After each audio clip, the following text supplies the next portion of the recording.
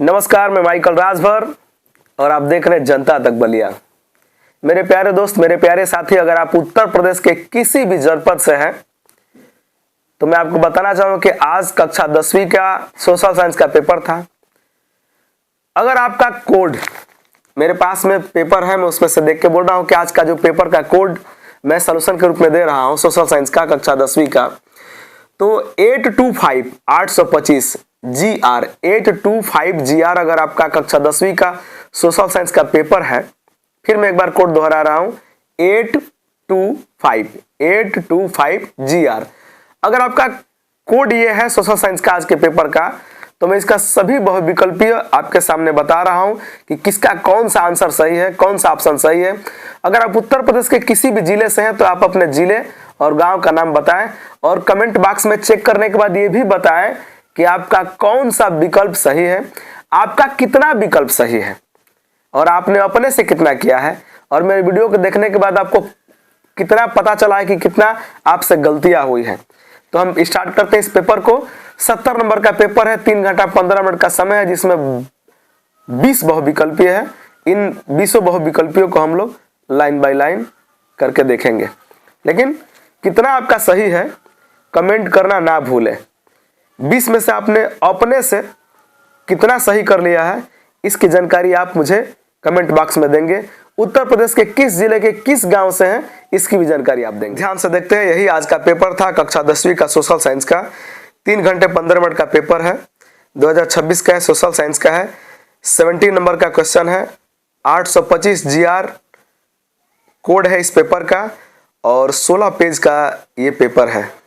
आइए धीरे धीरे आगे बढ़ते हैं, चेक करते हैं। आप बताइएगा आपका कितना बहुविकल्पी आज का क्वेश्चन सही है।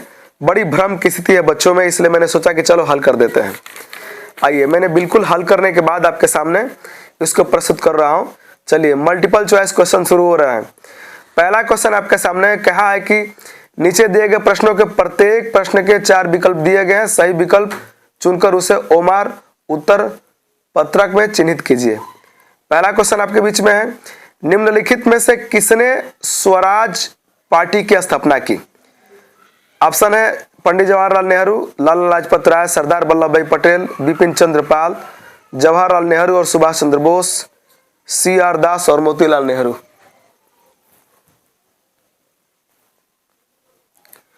तो इसमें का आपका करेक्ट आंसर है CR दास और मोतीलाल नेहरू, मतलब कि ऑप्शन नंबर डी सही है। फिर आगे बढ़ते हैं।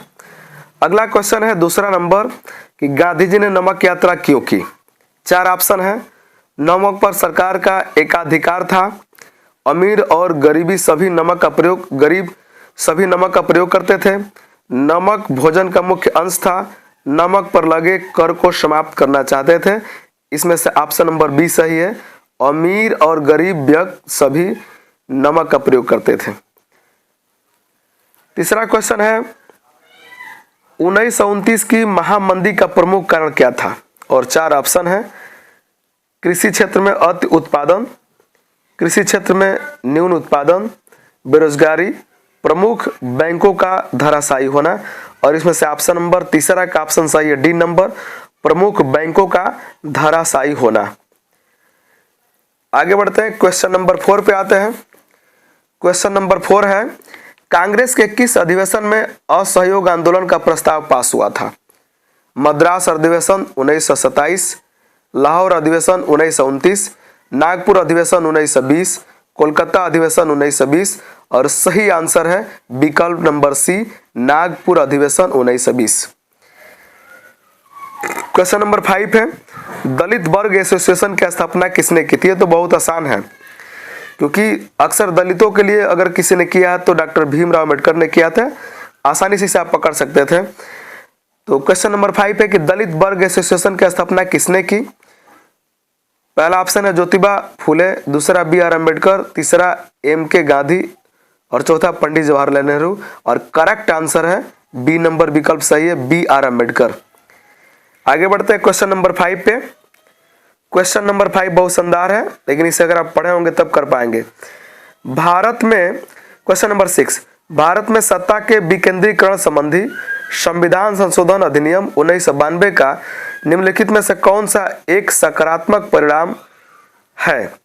विकल्प पहला है निष्पक्ष और नियमित स्थानीय चुनाव कराकर समुदायों का सशक्तिकरण, स्थानीय निर्णय लेने की भूमिकाओं के लिए राज्य सरकारों पर बढ़ती निर्भरता, पूरे देश में एक रूपता बनाए रखने के लिए राज्य सरकारों पर बढ़ती निर्भरता, निर्णय लेने के मामले में स्थानीय प्रतिनिधियों को असीम अधिकार।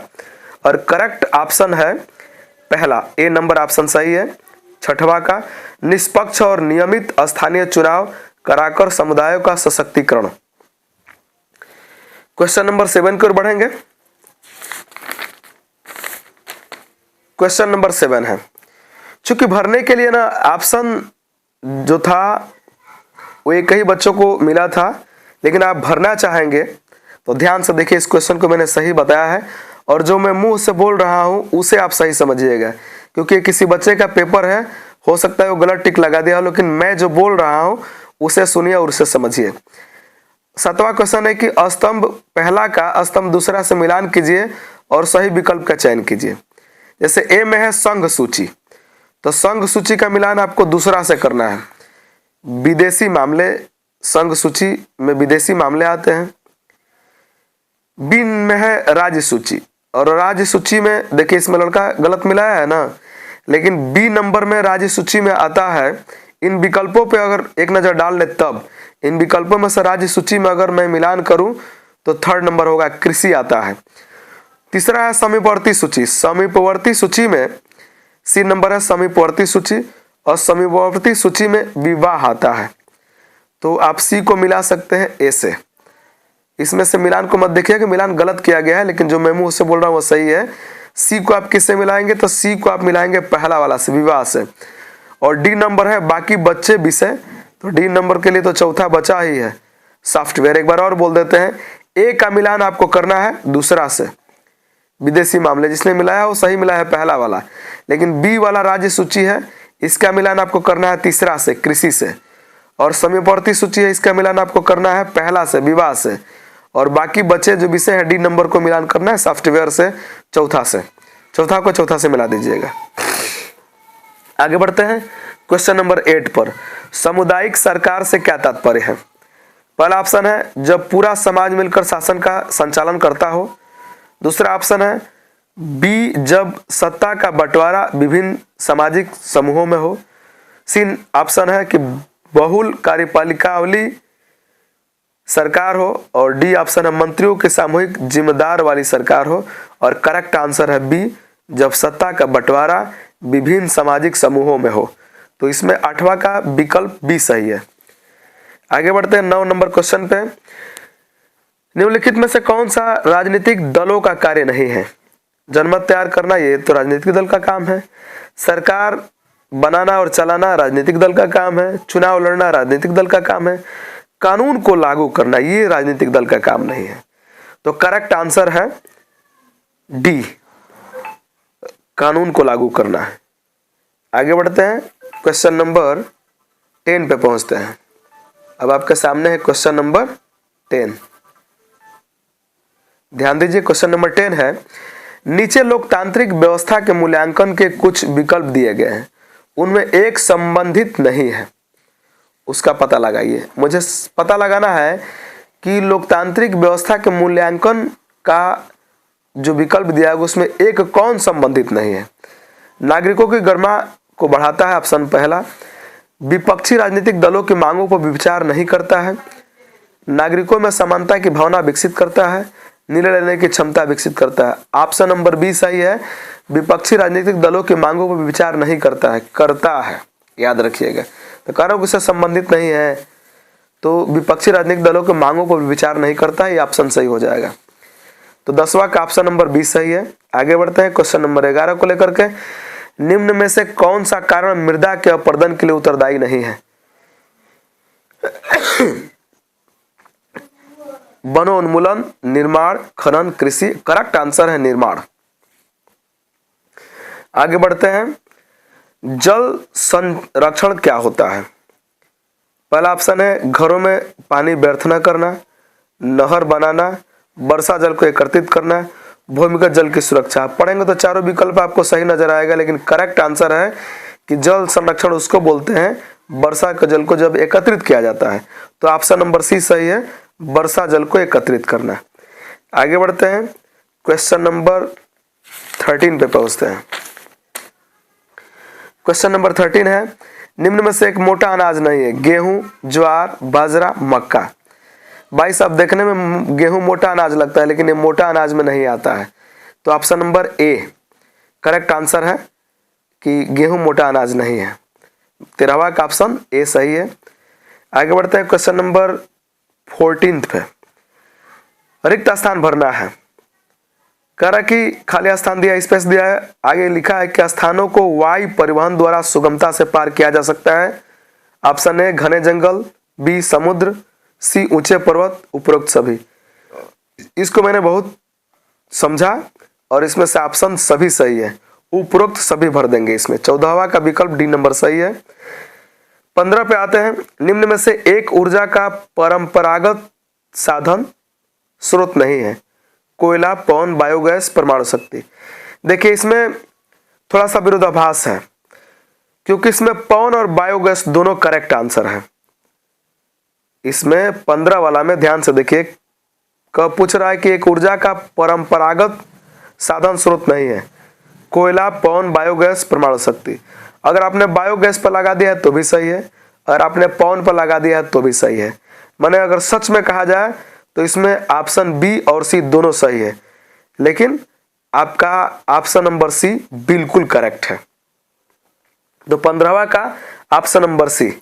आगे बढ़ते हैं क्वेश्चन नंबर 16 की तरफ। 16 पे बढ़ते हैं, निम्न में से किस प्रांत में सीढ़ीदार सोपान की खेती की जाती है? उत्तर प्रदेश, उत्तराखंड, तमिलनाडु, राजस्थान। करेक्ट आंसर है उत्तराखंड, ऑप्शन नंबर बी। 16वां का ऑप्शन नंबर बी सही है, उत्तराखंड। क्वेश्चन नंबर 17 पर पहुंचते हैं, 17 नंबर क्वेश्चन पर पहुंचते हैं। भारतीय अर्थव्यवस्था के आर्थिक क्षेत्र के वर्गीकरण के गलत क्षेत्र को छाटिए। तो भारतीय अर्थव्यवस्था का आर्थिक क्षेत्र का वर्गीकरण विदेशी क्षेत्रक नहीं आता है, प्राथमिक क्षेत्रक, द्वितीय क्षेत्रक, तृतीय क्षेत्रक आता है, विदेशी क्षेत्रक नहीं आता है। इसलिए 17वां का करेक्ट आंसर होगा ऑप्शन नंबर बी, विदेशी क्षेत्रक। 18 नंबर क्वेश्चन है, वैश्वीकरण क्या है? विभिन्न राष्ट्रों का एकीकरण, पहला ऑप्शन है। दूसरा ऑप्शन है विभिन्न राष्ट्रों के बीच वस्तुओं और सेवाओं का आदान प्रदान।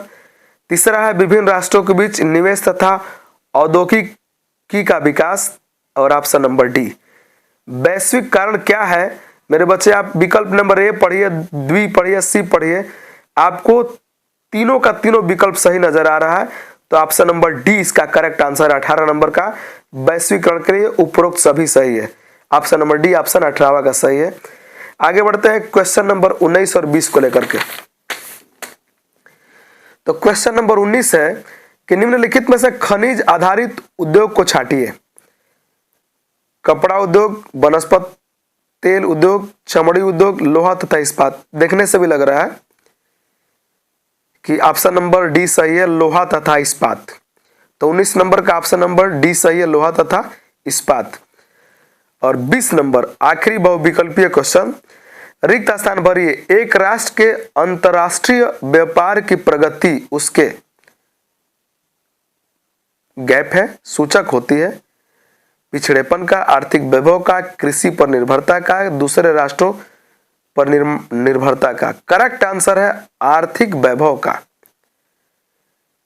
एक राष्ट्र के अंतरराष्ट्रीय व्यापार की प्रगति उसके आर्थिक वैभव का सूचक होती है। 20वां का करेक्ट आंसर है ऑप्शन नंबर बी। तो हमने 20 क्वेश्चन कराया और जानना चाहूँ कि आपका कौन सा विकल्प सही है। आप अपना नाम, पता, विधिवत लिखें और बताएं कि आपका कितना विकल्प इन 20 में से सही है। मैंने 20 ऑप्शनल क्वेश्चन आज के कक्षा 10वीं के सोशल साइंस का जो 20 ऑप्शनल क्वेश्चन था वो मैंने करा दिया है। और आप कमेंट बॉक्स में कमेंट करके बताएं। हाँ, मुझे फॉलो करना ना भूलिएगा।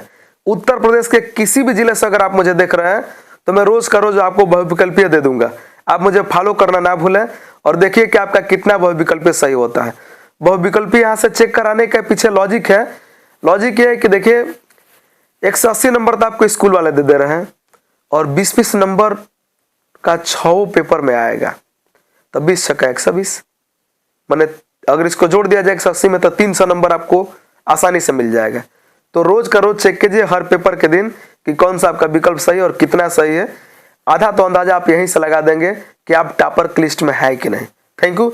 देखते रहिए जनता तक बलिया पे माइकल भारद्वाज को, और फॉलो करना, सब्सक्राइब करना, शेयर करना ना भूले मेरे दोस्त। Thank you.